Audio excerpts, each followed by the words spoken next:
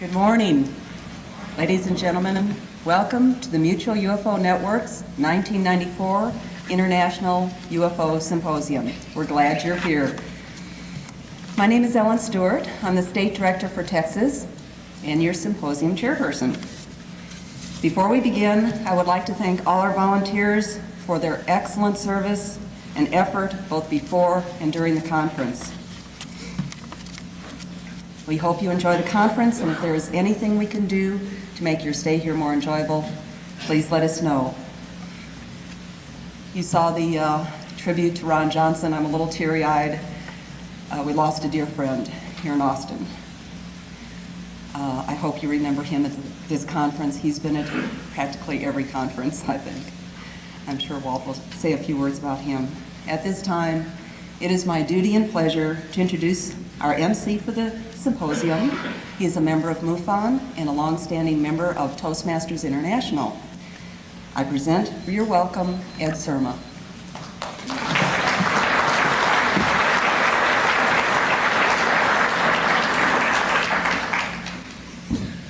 Thank you, Alan. Good morning, everybody. Don't overwhelm me with your enthusiasm, please. Good morning, everybody. Good morning. There we go. As Ellen said, my name is Ed Surma. I will be your master of ceremonies for this symposium. We have a very exciting conference this year. I've talked to just about all the speakers. They're going to be great, and I know you want to get this conference started. Very important announcement, and from what I can see, everybody has already done this also, and that is to please wear your badge.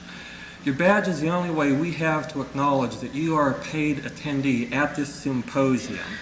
Our committee members were Ellen Stewart, Monty Stewart, and Dr. Joe. I don't know where you are because I cannot see a thing, but let me tell you, they worked long and hard to put these together. And in case anybody hasn't figured out, there is a souvenir slide in here. There's some Gulf Breeze photos, there's some crop circle photos, and there's some historical UFO photos. You know, nice souvenir. You can view them through a slide projector or a slide viewer. But please, you know, to make them happy, make our job easier, make it easier for the CIA to identify you, please put your badge on, okay? I love UFO people. They're great. For those of you who have seen an earlier version, some of the early versions of the symposium schedule, you'll notice that Richard Hall is not here today. His paper is in the proceedings. However, Richard Hall had a medical problem. I believe it was hip surgery, and therefore he was unable to attend today. So please join me in sending your best wishes and prayers to Richard Hall. Make sure he has a speedy recovery. Okay, that's it. It's time to start the show. Yesterday was July 8th. On that date, 47 years ago, the United States Army Air Corps announced to the world that it had captured a flying saucer. 3 hours later, Brigadier General Roger Ramey said, in effect, just kidding, that what they had recovered was a balloon with a radar target. And I'm sure all of you know that this started one of the most intriguing cases in ufology, one that is still being debated and investigated today. However, that Roswell case could have died. All of the UFO cases could have died. A lot of amateur groups investigated this and other sightings and came away with ridiculous, unscientific conclusions.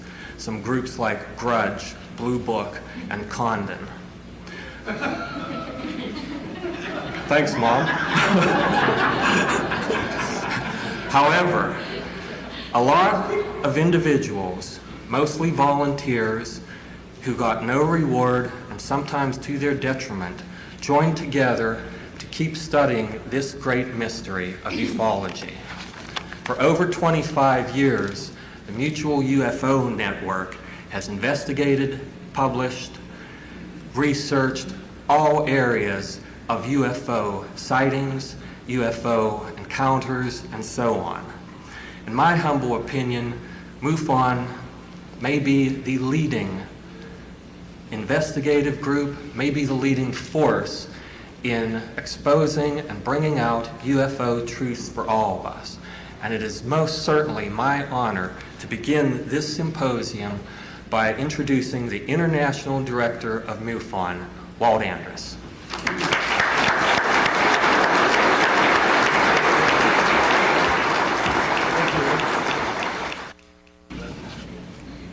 You notice the tribute to Ron Johnson early in the game on the film, and we would like, on June 9th this year, here in Austin, Texas, Ron Johnson, our Deputy Director of Investigations, our Vice President of the corporation, was attending an SSE meeting, annual meeting here in Austin. On June 9th, Thursday, he died suddenly right at the meeting, only 44 years of age, which is too young to go. We had made plans in our executive committee that were about 10 years apart, so we have a means of succession as we go through years. We watched other groups die after the officers died. The organization disappeared in the case of APRO. But we didn't plan to lose Ron Johnson because he was certainly an up-and-coming light in the entire field of UFOlogy, having been a member of MUFON for 20 years in several different capacities. He was also a radio amateur, and ham radio operators recognize their lost members by addressing them as silent keys. A silent key, in other words, you're no longer sending on microphone. So we'd like to take 1 minute, if you all stand, and 1 minute of silence in recognition of Ron Johnson.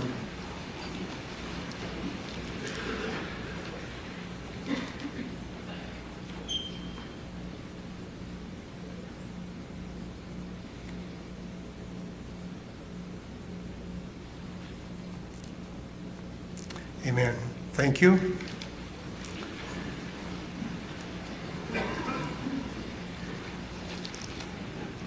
As I look out in the audience, we can't see a soul. It was to recognize someone laughing at one of his jokes, and I'm glad they did it. Each year,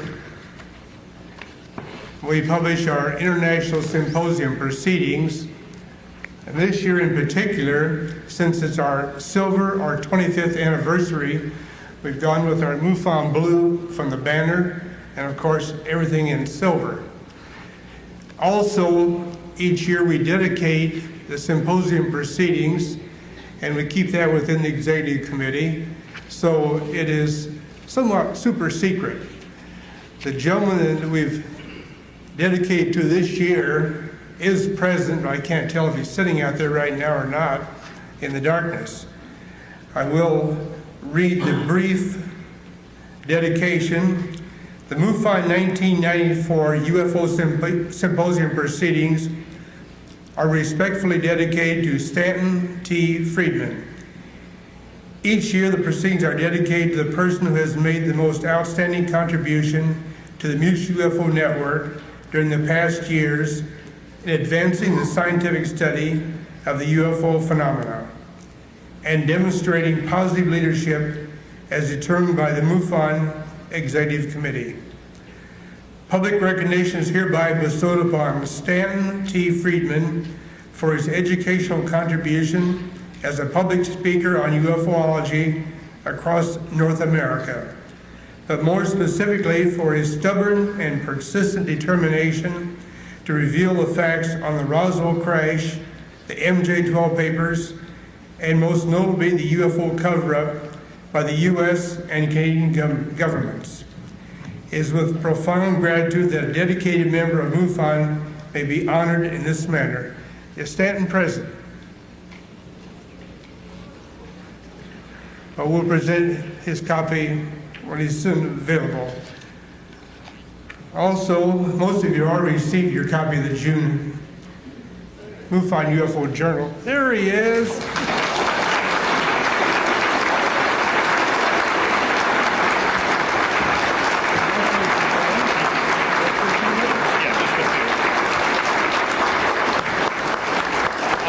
glad I got invited to speak at this conference. Just a very few words to say that I've appreciated the opportunity to work with MUFON. I've spoken at numerous conferences. I've met with MUFON people all over the country.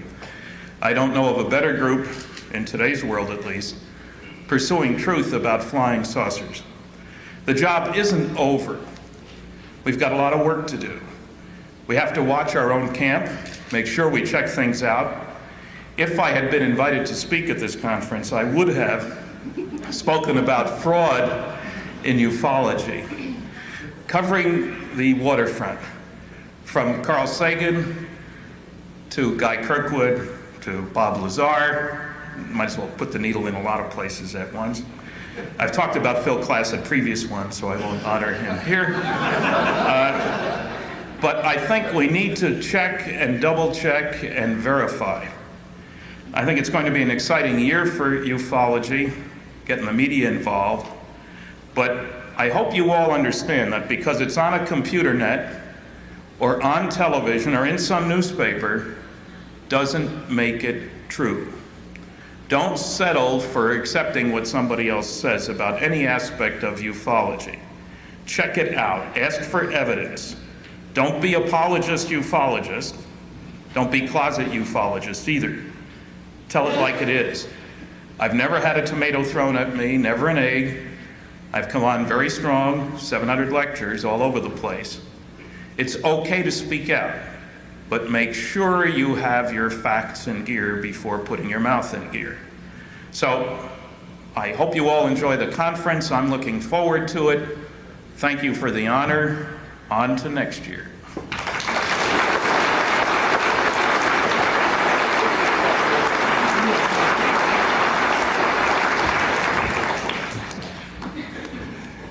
Stan pointed out that's the briefest talk he's ever given.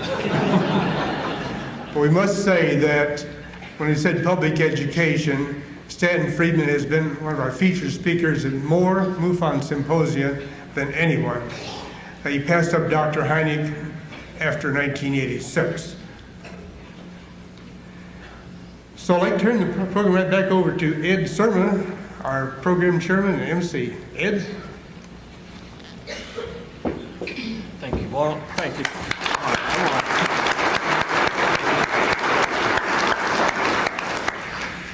Thank you for all of those moving comments, Walt. And again, I just want to echo that the memory of Ron, let's keep it alive, and let's keep MUFON alive for the memory of him and people like him. I tried to be subtle here, but please excuse me for a second while I move the stool back in place. I wanted all of you to think that Karla was tall. As Walt said, our first presenter today is Dr. Karla Turner. She was a full-time professor of English, but in 1988 her life took a slightly different turn. Her book, Into the Fringe, which is available in the vendors area, documents her family's experiences with UFO sightings and abductions. She's now a full-time abduction researcher based in Arkansas and is very active in publishing and lecturing on UFO phenomena.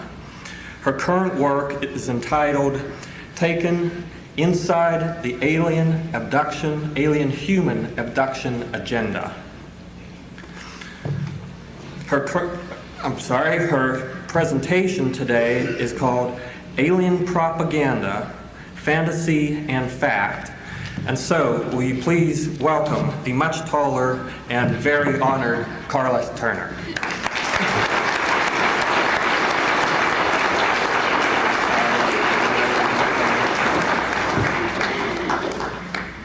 So that's what it looks like from up here.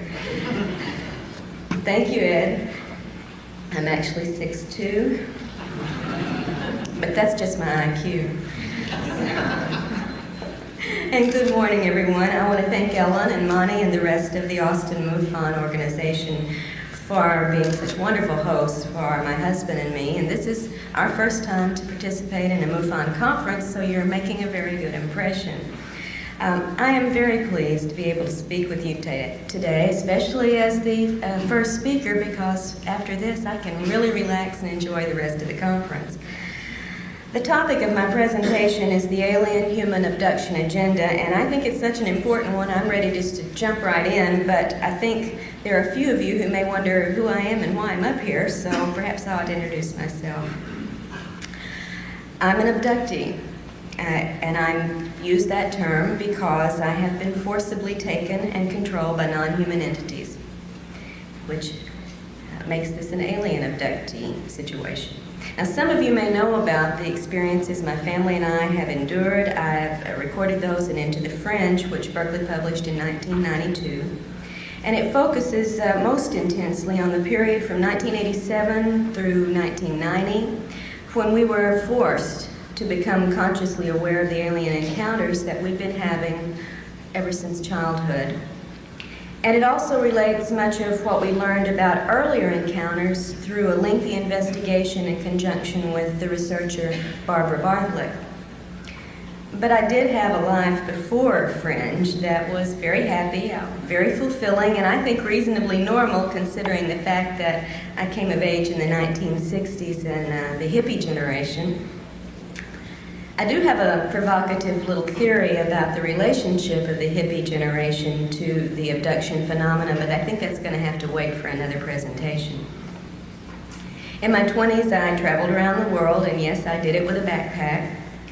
I married, I had a son, and I managed to earn a couple of degrees along the way. I got a bachelor's in English from California State University in Sacramento. And I received and I know this sounds a little strange, but I received a master's in American Studies from the University in Nottingham, England. They have a different view. It was a very unusual course. In my 30s, I settled down a little bit more, and I continued to raise my son. I also managed to earn a PhD in English while teaching college for 12 years. My son is now grown. He holds a master's in physics.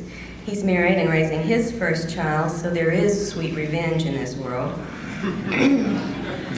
My husband and I was divorced and remarried in the late 1970s. My husband and I have moved in the last 3 years to rural Arkansas, where we live deep in the woods on a mountainside near the Arkansas River. And outside of ufology, which for me is anything but a hobby, I do have other interests and activities. I love visiting with my grandchild. I study the usefulness of the wild plants that grow on the mountainside where we live. I have a great deal of fun playing with my chihuahuas, and I enjoy the music and the concerts of Bruce Springsteen. So I do have some other interests here. Old hippies never give up their hobbies, you know. I quit teaching college in 1991, and since then have devoted, as was mentioned earlier, all of my efforts to abduction research, beginning first in conjunction with Barbara Barthlick when I was in Texas, looking into reports in the Texas-Oklahoma area, and then later independently, researching cases around the country. My most recent work is reported in the new book, Taken, that was referred to also earlier, that was published this past April by Keltworks. And I hope we will, by the time I'm through talking, understand all of the connotations that I imply with the title, Taken. It is not just the abduction aspect that I'm talking about. As both an abductee and a researcher into other people's experiences, I feel that I have a somewhat expanded context or knowledge of this phenomenon.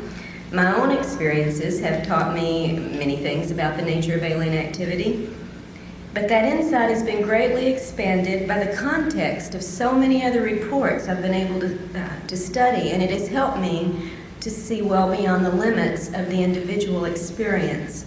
If we judge the entire phenomenon only by our personal experiences, we're going to get a very distorted view. The context, the patterns, the unique elements as well as the similar elements are all very important for us to have a chance of a glimmer of understanding what may be behind this phenomenon.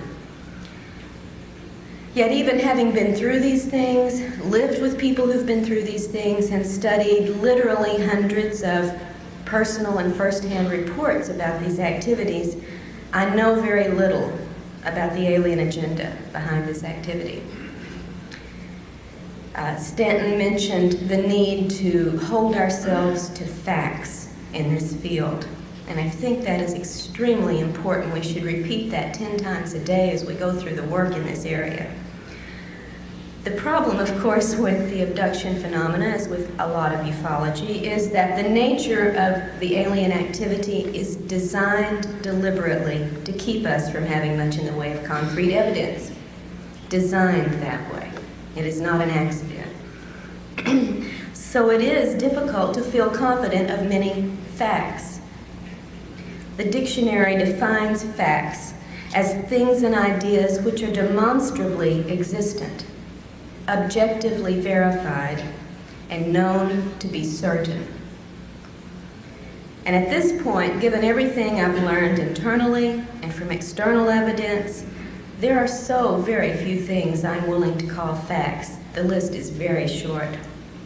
So today, instead of regaling or educating or entertaining you with abduction case reports and photos of the body markings and the drawings of the spacecraft and aliens, which I have done and could do, I would prefer to take this opportunity of perspective, which is, of course, the theme of this MUFON symposium, to share with you my list of facts, and then try to take you beyond the fringe of this phenomenon and into the heart of the abduction scenario. Now, I'm going to begin by discussing my list of facts before I go on to two other issues, propaganda and fantasy, because I think it's on the basis of the facts that I have been able to discern what I can about the data in the other two categories. So this will be a very short list. I hope you'll follow along with me. Facts. Fact number 1. We do not know with any certainty exactly what these entities may be.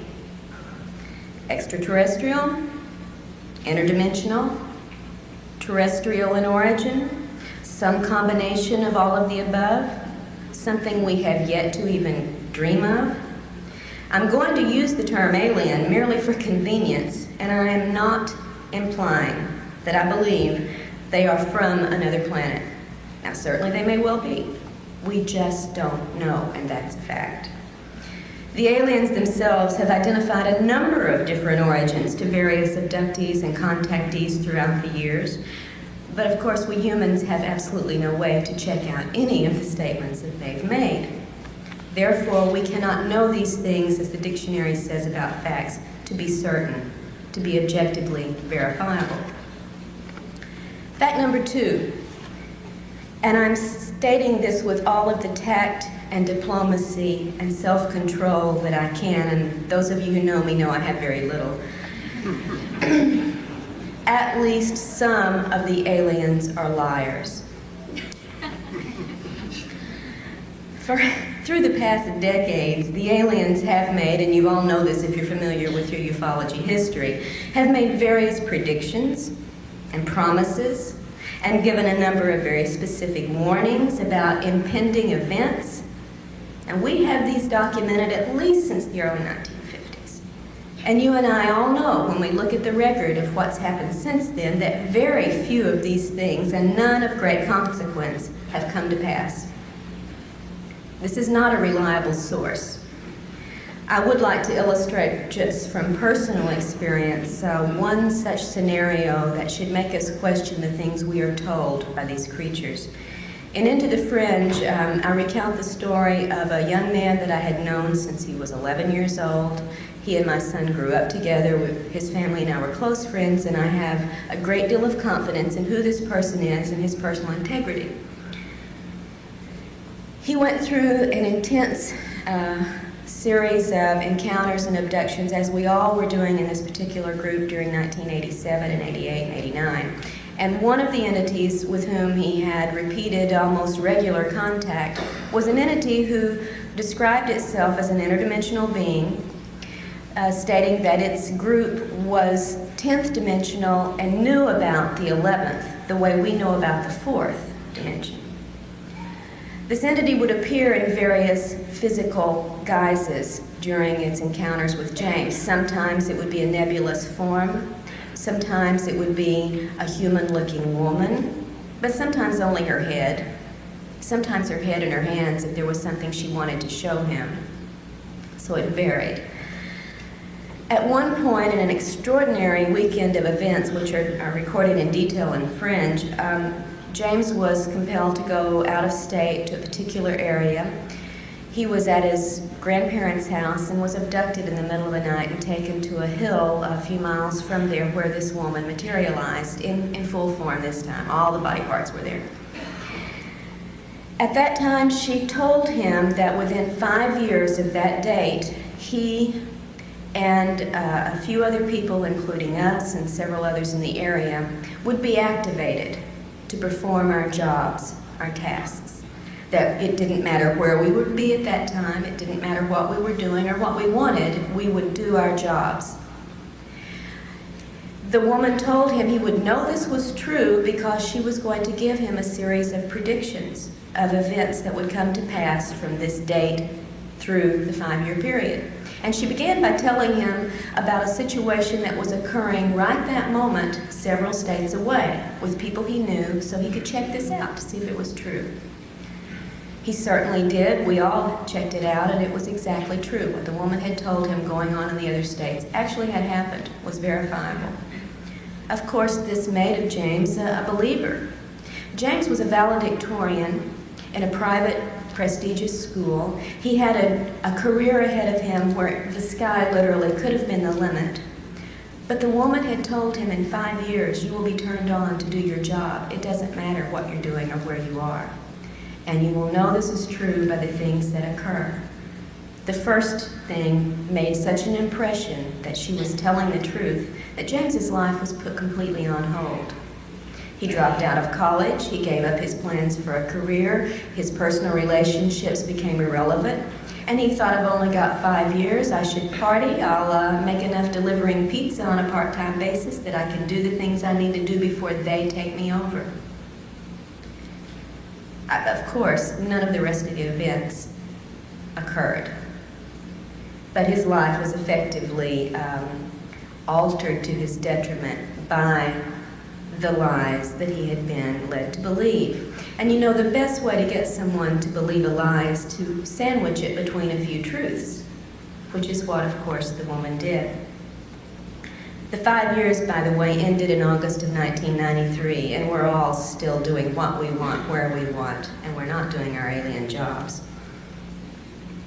The aliens have given a number of stories to people throughout the years about who they are, where they're from, and we have a list, if you compile this, and at one point I think I tried to, a list of planet origins for these beings that include everything from the planet Lanacane to Banlon. They also have given us a variety of explanations as to why they're here and why they perform certain procedures. Often, however, these explanations are contradictory. And without going into a great deal of detail, I will point out just one example. I report on this in the book Taken.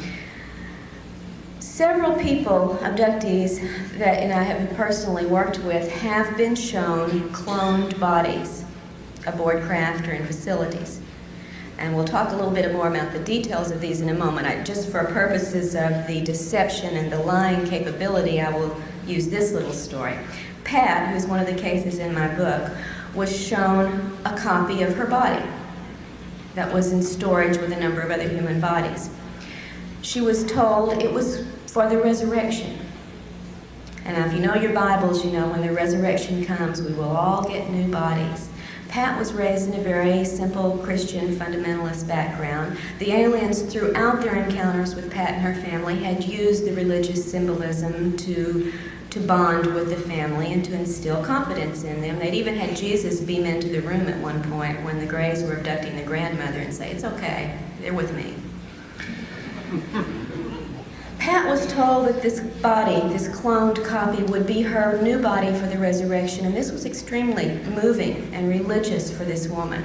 However, another woman, also reported on in the book, was shown a copy of her new body in an entirely different scenario, of course, and was told, in fact, if she didn't cooperate with the agenda the aliens had picked out for her, she could be replaced with that body and nobody'd ever notice the difference.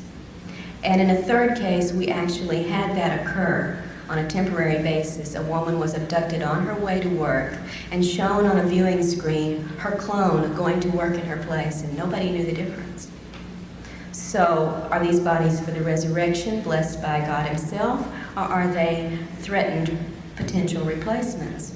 Aliens didn't get their stories quite straight in those cases. Fact number 3. In encounters, the human's perceptions are controlled, as are the human's conscious memories. Now, you already are very familiar, probably from the work of Hopkins and Jacobs and others, with the concept of screen memories, especially at the onset or at the conclusion of an abduction event, right? Someone may see a strange owl instead of the ET, or a little gray rabbit by the side of the car instead of an ET, or a beautiful deer, whatever. We're familiar with these screen events.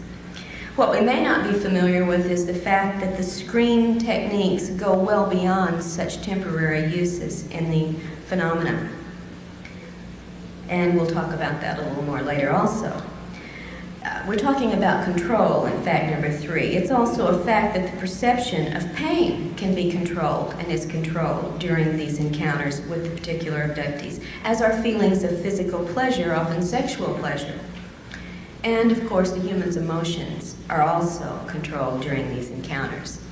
The fact is, you are in control of these creatures during every encounter, to some degree, more or less, normally more. Fact number 4, false memories can overlay and disguise the actual events of an encounter. And even with regressive hypnosis, the abductee may recall false scenarios. I'm not talking false memory syndrome, as so much has been ballyhooed lately in the press. That's not what I'm talking about. The abductee can recall false scenarios, even under regressive hypnosis, unless some effective method is used in the hypnotic process to help the abductee bypass implanted illusions.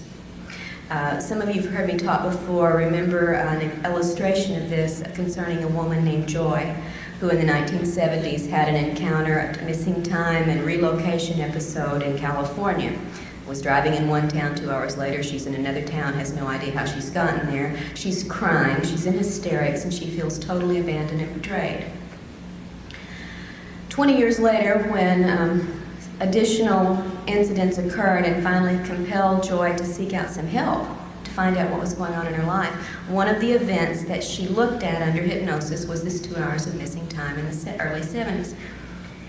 She recalled in the initial stage that she was taken aboard a craft and brought by a regal and awe-inspiring figure who looked like the king and had on the robe and was very much in charge, into a room much like this, stood before a podium much like this, gazed out into an audience of wonderful smiling little grays, not at all like this, thank God, and was given a book and told to read this book to the audience.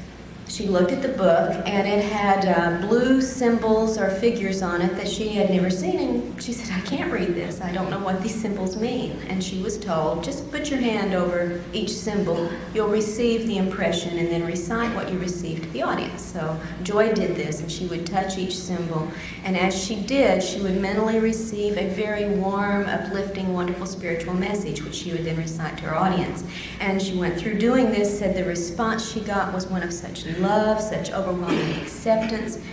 She was really awestruck by the experience.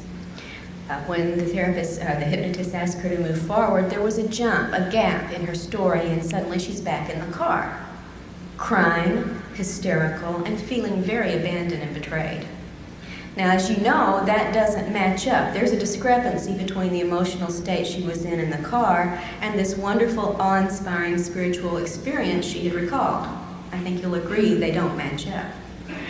The hypnotist noticed this, noticed the gap, and asked Joy to first program her mental computer to perceive only the truth.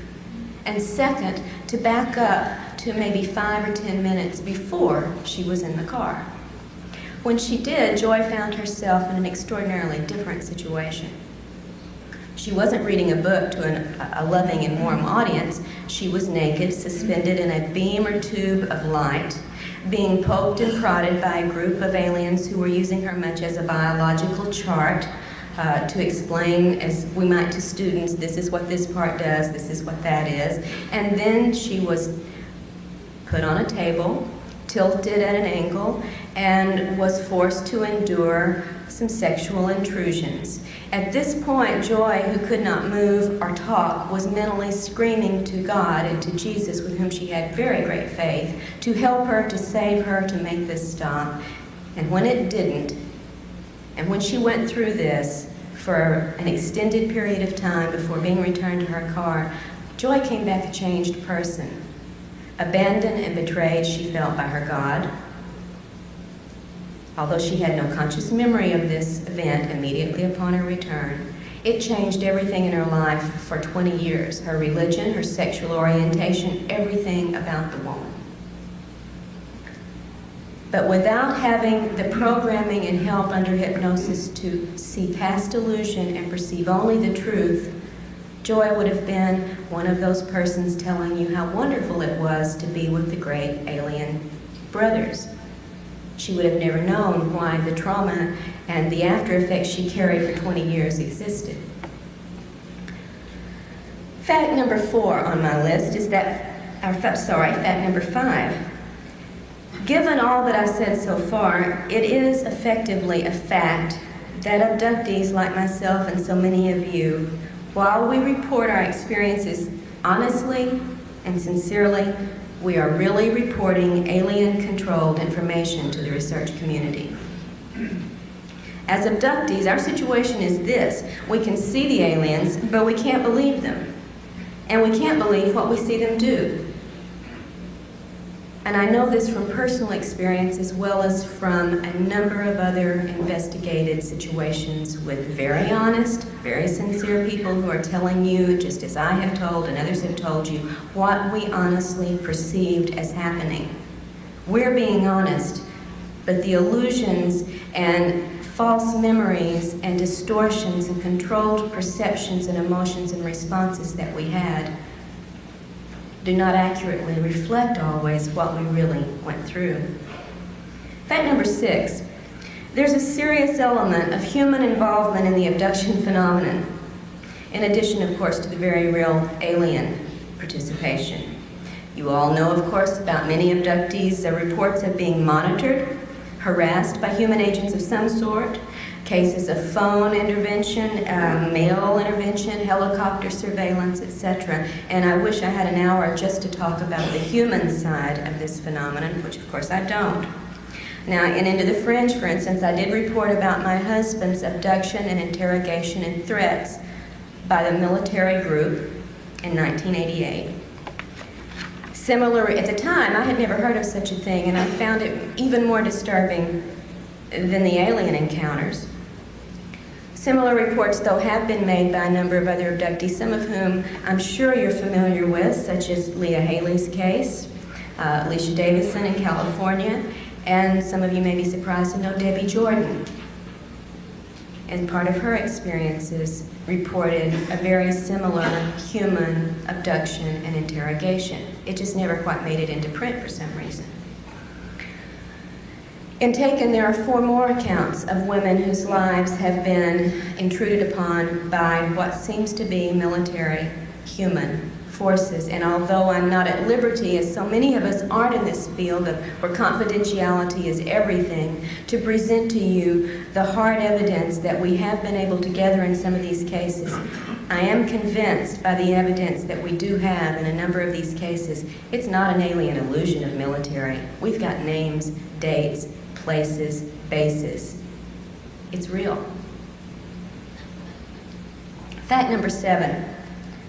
Whatever else it may be, the abduction agenda involves quite physical aims and procedures that tend to belie the idea of a primarily spiritual motivation on the alien's part. And much of what we see in these procedures goes well beyond the alleged aim of a crossbreeding program. If you think the aliens are only interested in making hybrid babies, then I invite you to figure out what these following procedures have to do with the process.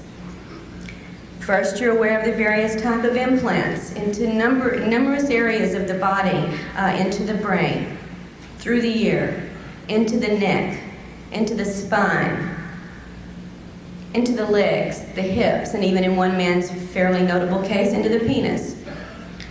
Some of these implants have been seen on X-ray, CAT scan, and MRI. Some of them never show up.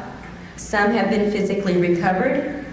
But so far as I'm aware today, and I do invite those who may know better to please correct me on this, whatever analysis has been performed on these objects has not given us any sensational new information.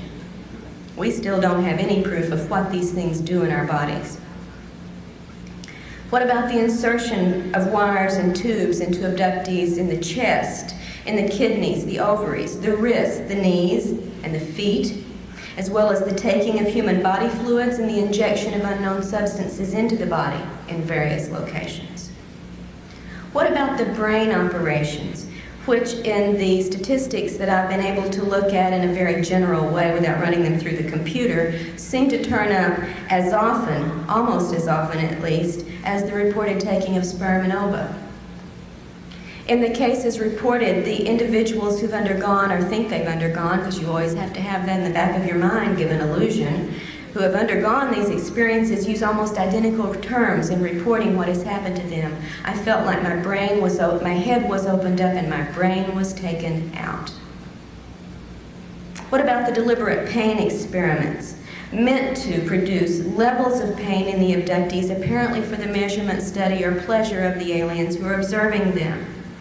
I reported on one of these with James in Into the Fringe. He was put through an extraordinarily torturous and traumatic experience, having holes drilled in a row through the top of his head.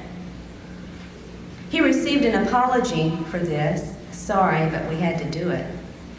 But no explanation for why he had to do it. And most people are not given an explanation. What about the other bizarre tests and procedures that are reported time and time again? Abductees immersed in water or some liquid in which they're then forced to breathe the liquid. I think Hopkins and Jacobs have made this fairly well known to you. They now include it as one of the standard procedures. What does this have to do with crossbreeding? Are being forced to eat or drink unknown substances that then produce a variety of after effects on the abductees. Angie, reported on and taken, was given a bitter red liquid to drink, passed out immediately, and came to in a very passive, hypnotic state in which she then went through an interrogation with a number of people. Ted Rice, another case that I've been working on for a couple of years, as a child was given a pill to eat or swallow that then produced on the 10-year-old boy the effects of an aphrodisiac. What about being forced to engage in a variety of sexual, not reproductive, but sexual situations with alien beings, with human-looking figures, and with other abductees?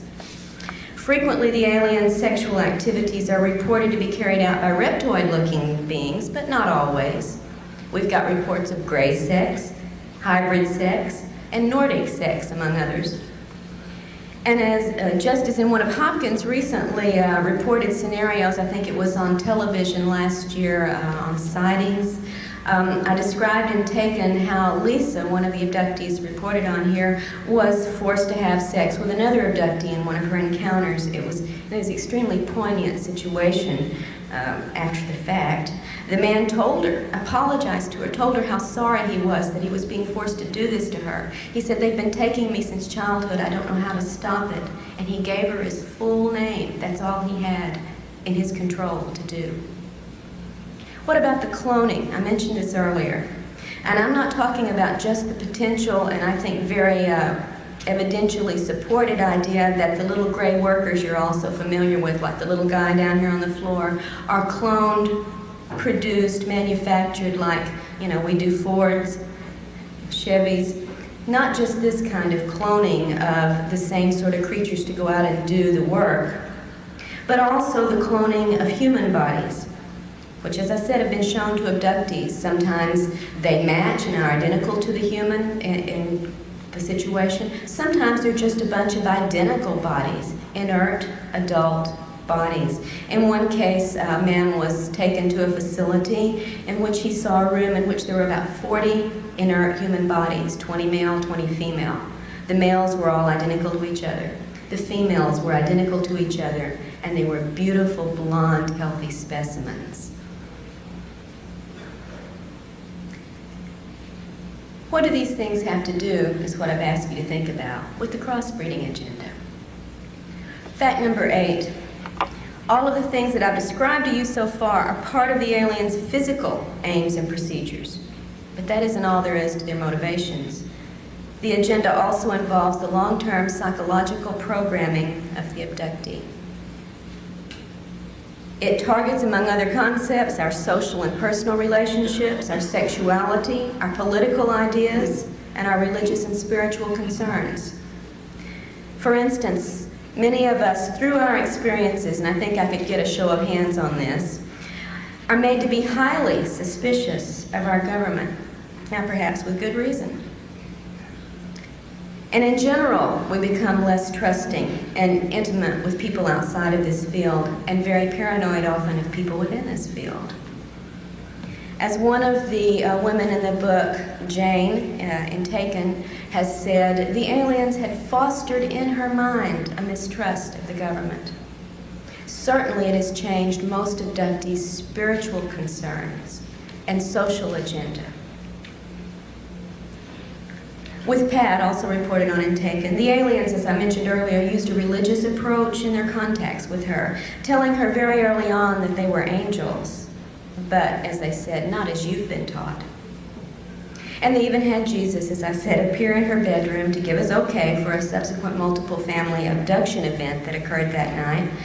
Pat told me about this as her brother and sister, who also remembered the event, and said that Jesus had blonde hair and blue eyes and was very beautiful and wonderful. And I pointed out that, this is physically inconsistent with the historical Jesus that we know about from the Bible. He certainly probably didn't have blonde hair and blue eyes, and Pat could only say, well, this one did. On socio-political terms, abductees often find themselves obsessively interested in ecology, animal rights, globalism, but I've yet to see the really hard evidence, other than the ecological side of this, that this is a result of alien programming or a response, a human response to our own experiences, which tend, when one goes through trauma, to make one much more empathetic to others going through trauma. On more personal terms, abductees often go through specifically sexual obsessions, dysfunction, and compulsions. Now, because of the personal nature of sexual situations, I'm sure that so many of these reports I wish we had available to us are not well known in the abduction data body, such as other things like sperm gathering, ova gathering, fetal extractions, baby presentations, and so on. Now, I know those two are very intimate and very personal scenarios, but it seems that we humans are even more sensitive about our sexuality. And if you've ever known someone who's had a sexual assault, no matter how traumatic, unwelcome, intrusive, and criminal the event may have been, the person tends to carry, without a lot of help to get over it, a sense of shame and responsibility. This is also true for abductees. In private, although these reports are not often made public, in private, abductees have reported not only straightforward sexual encounters during abductions, as I mentioned earlier, but also the aftermath of such encounters on their lives. You might be surprised, and again you might not be, to know how many abductees report obsessions or compulsive masturbation after their experiences that they do not have control over. Overwhelming sexual appetites.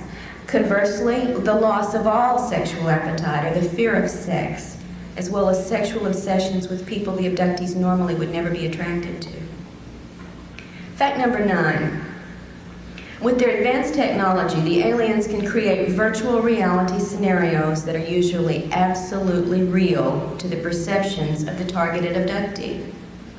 Now, such capabilities have often been theorized and hypothesized and discussed in this field, but for me, they were confirmed in an extraordinary case, multiple case, that I have helped research for the last couple of years, involving an abductee named Ted Rice. This is the one story I do intend to tell in detail before going on. In the early 1990s, Ted was in Florida visiting an old friend named Marie, and she had also invited a third friend, a woman named Frances, as a house guest. Ted was in one room. Marie and Frances went to bed in twin beds in the other room. Shortly after going to bed, Ted heard his hostess Marie screaming, "Ted, come here quick." And he hopped up out of bed, ran down the hallway, and as he approached the other bedroom, he could see a blue glow coming through the open bedroom doorway. When he walked inside, he saw a very strange situation. His host, Marie, was pinned as far away, up against the wall, as far away from the bed area as she could, staring fixed at one of the twin beds in which Frances was still lying. The bed was surrounded by a large, spherical, blue energy field of some sort through which little lights seemed to dart and move. Frances was raised in a slightly raised position just as she had been starting to sit up in the bed and had been paralyzed in that position. Ted and Marie yelled at her, "Are you in pain? Can we help you? What's wrong?" She could barely hear them, and when she did answer them, they could barely hear her, and this is in a small bedroom. She, for several minutes, they observed, was carrying on a conversation with the ceiling. And then a few minutes later, she was carrying on a conversation with the foot of her bed. A few more minutes passed, and the sphere of electrical energy disappeared, and Frances was able to move again. When she sat up, she told them what she had been experiencing. It had begun, she said, hearing the sound of a helicopter low over the house. And in fact, she had turned to her hostess, Marie, and said, "What's a helicopter doing over the house this low, this time of night?" Marie said, "What helicopter? I don't hear anything. You're dreaming. Go back to sleep." Frances said, "No, don't you hear that helicopter?" At that point, she had started to sit up. That's when the blue sphere of energy had coalesced around the bed. Frances told them after this was over that it had seemed as if the ceiling dissolved or disappeared, and I've heard this over and over and over again, and she could see through the ceiling up to the trees above the house where there was a strange crash. She had thought it was a copter when she heard the sound, but as she looked up, it was not like any copter she had ever seen.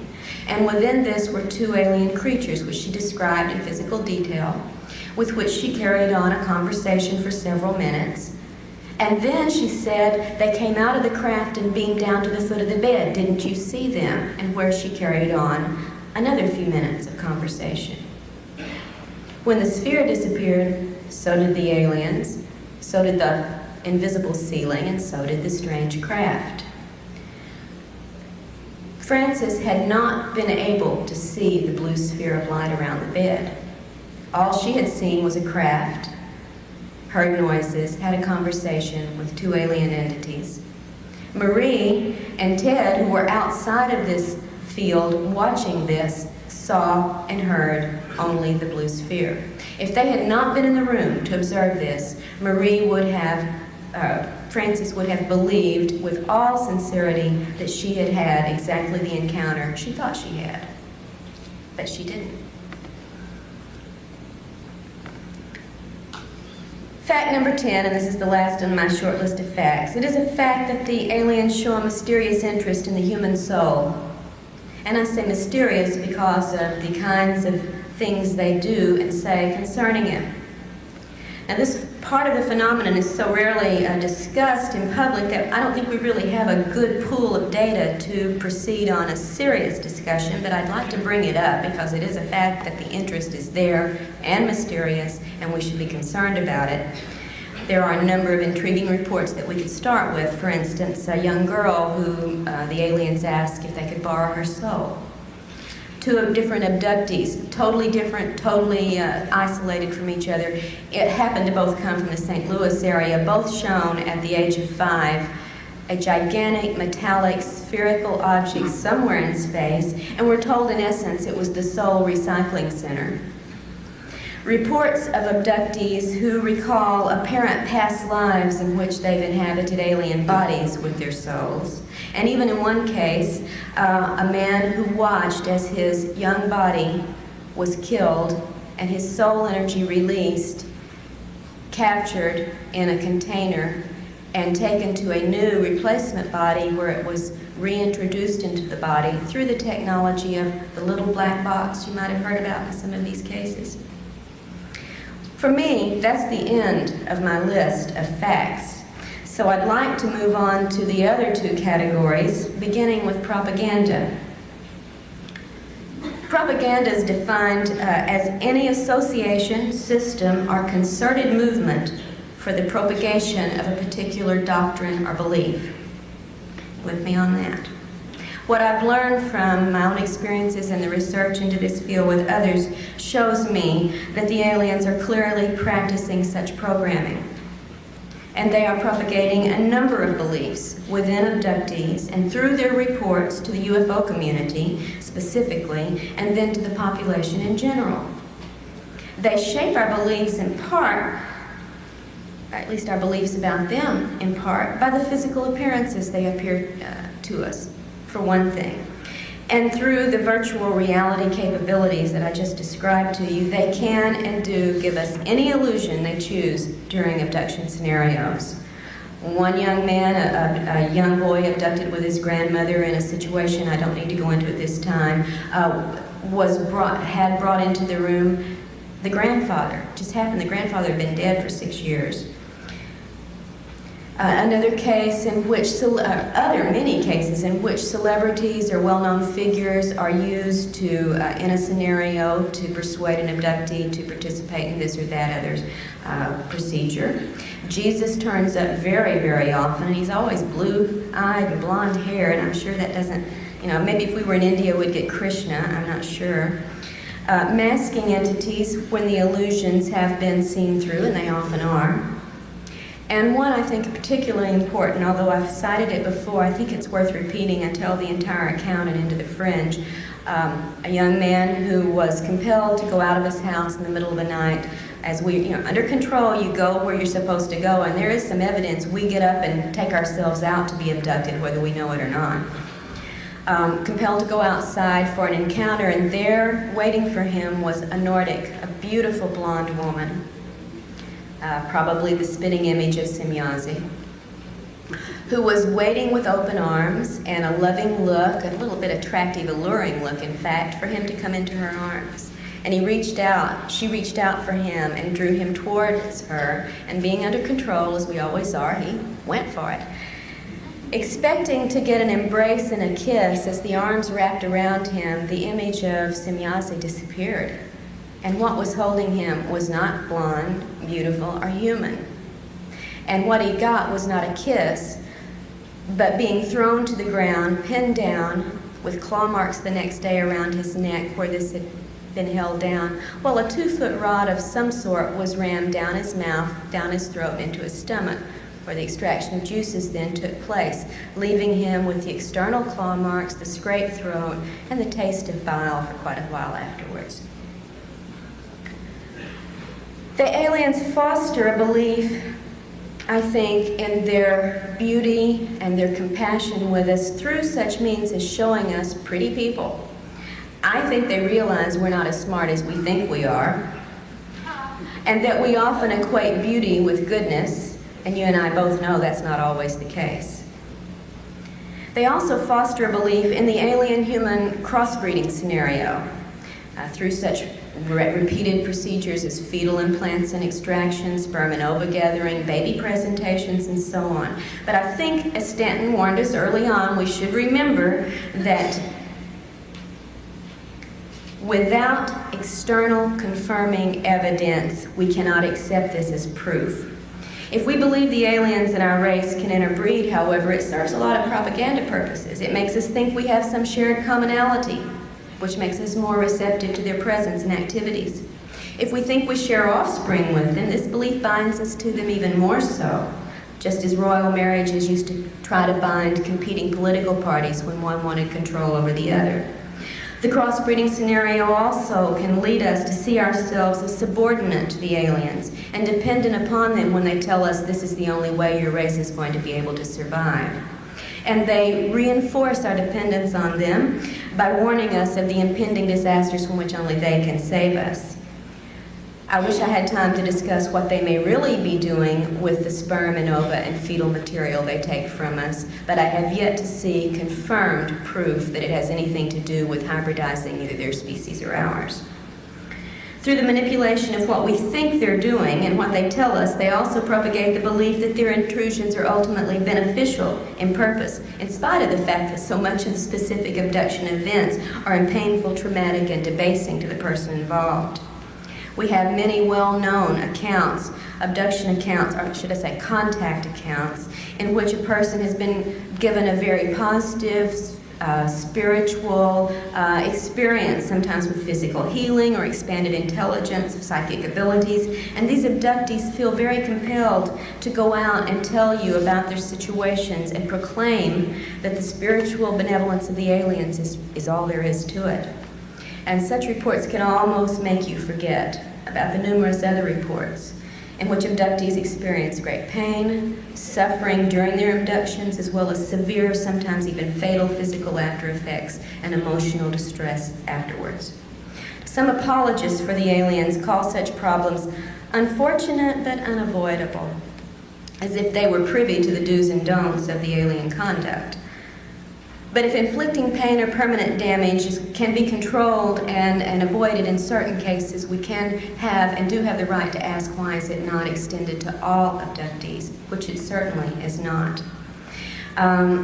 Just real quickly, one case I reported in Taken, Beth, a Puerto Rican woman, abducted in the late 1970s along with some of her children and her husband, went through a series of very strange physical and spiritual events during this abduction. Afterwards, suffered with a persistent, weeks-long rash that no one could explain, severe nausea for days afterwards, headaches, blinding headaches, severe hair loss, and such damage to her eyes that she developed cataracts, and she was a very young woman. This called for surgery, of course, to remove the cataracts, and the surgeon found evidence that she had had previous eye surgery, which she, of course, had never had. We have reports over and over of diseases, distress, sometimes fatal situations following immediately upon abductions, as well as the wonderful healing cases that are out there. They do exist, but if they exist for one, why do they not exist for all? And I think we need to ask that. Propaganda techniques also include perpetrating good cop, bad cop situations, or good alien, bad alien situations. You know how many accounts tell of painful, traumatic events taking place during an abduction, and then they stop when the good alien enters, the friendly one, the protector who makes it all better and takes away the pain. Binds us to them. We've got a helper. Reminds me of what goes on in some of the abduction and hostage situations we've been familiar with over the years. These things tend to instill in the abductee a sense of awe, a sense of fear, a sense of vulnerability, and in a very, very strange way, a sense of bonding and identification through that protector alien figure, making us subordinate and vulnerable in our relations with them. The aliens start early in the abductee's life to instill notions that the abductee somehow belongs to the aliens, is alien property, sometimes telling children, as they told me, that they are their parents, that the human parents are not the real parents, that we are their possession. Aliens say they have the right to do the things they do to us. They never show us, however, the warrant for that right. They foster our belief in the crossbreeding agenda.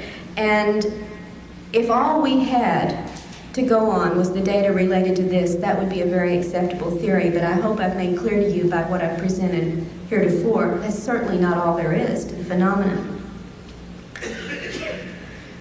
In a handful of cases, well, I don't have time, we're coming to a limit here, abductees have even seen these wonderful hybrid fetuses that are supposedly going to either save their race or our race, depending on which alien you're talking to at the time, deliberately destroyed In one case, blended up as we would do a milkshake, and when the woman in great distress protested this, was told in effect by the alien, "Don't get so excited, it wasn't really alive anyway, and don't worry, we won't waste any of the physical material." I wish I could go into a series of other reports along this line that bring block after block of evidence upon which to build the idea that we should not accept hybridizing and crossbreeding as the agenda. But again, time is of the essence. Programming also occurs with the sexual scenarios that are carried out, and again, without getting into the details, they are mostly reported by abductees to be invasive, unwelcome, and traumatic, having after effects on the sexuality of that person, sometimes for years afterwards. There are a lot of details we could discuss, maybe during question and answers we can. But in general, alien propaganda seems designed to promote the superiority, the proprietary nature, and the benevolent status of the aliens, and the subordinate dependent position of humanity. To close, I'd like to talk very quickly about the issue of fantasy. Fantasy refers in some of its definitions to suppositions resting on no solid ground. And I think you can see already we've had alien fantasy perpetrated upon us in scenarios. I think more disturbing sometimes is the fact that there's come to be such a strong element of fantasy or fantastic thinking in the abduction research community, so that we've made the mistake of basing our theories and ideas and responses upon what is essentially alien-controlled reports from abductees that cannot be taken at face value, even by those of us who go through them. These have led to fantastic theories, those with no basis on solid evidence. And you and I have heard many, many of these statements made to the point where it's divided the community into a point where we now refer to camps of opinions, as if the soldiers on one side of the field are getting ready to take on the soldiers on the other. And this is not the way it should be. We base our theories on fantasy, and we're never going to find the truth. I wish I could end with this reply to one of the statements I consider fantasy-oriented. The aliens must be benevolent because they have the ability to conquer us, and they haven't invaded us. If they wanted to conquer us, they could. Therefore, they must be our friends. And my reply first is, every time a person is abducted, there is an invasion. Also, please remember, there are many more sophisticated ways to invade than to use weapons of mass destruction. If they can control and manipulate the way we think, the things we see, and how we emotionally respond, they don't need those weapons. I have to bring this to a close, and I would like to say that we must, I think, get rid of the fantasy element in our thinking in this field. We have our own human needs and desires that also help shape our thinking, not just the alien control data that abductees report. We do not want this to be a bad situation, therefore we don't let ourselves think it could be. We do not want to think our government is involved in any way in this because it's too frightening. The implications are far too frightening, so we ignore them or deny them or rationalize them.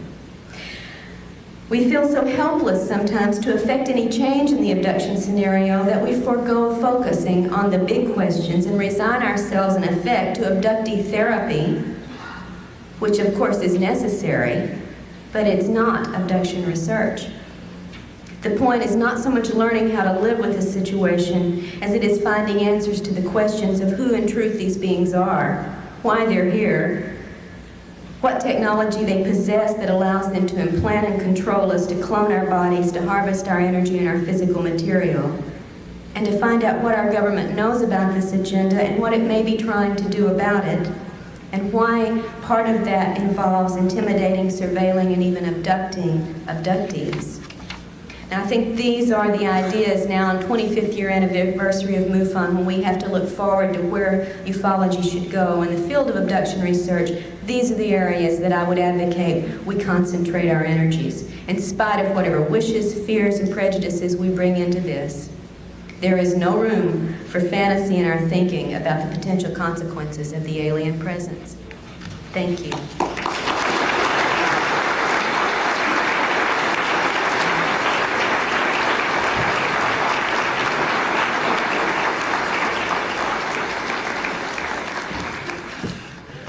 Thank you, Dr. Turner. Ladies and gentlemen, I'd like to ask you to please remain seated. The next speaker is going to start in about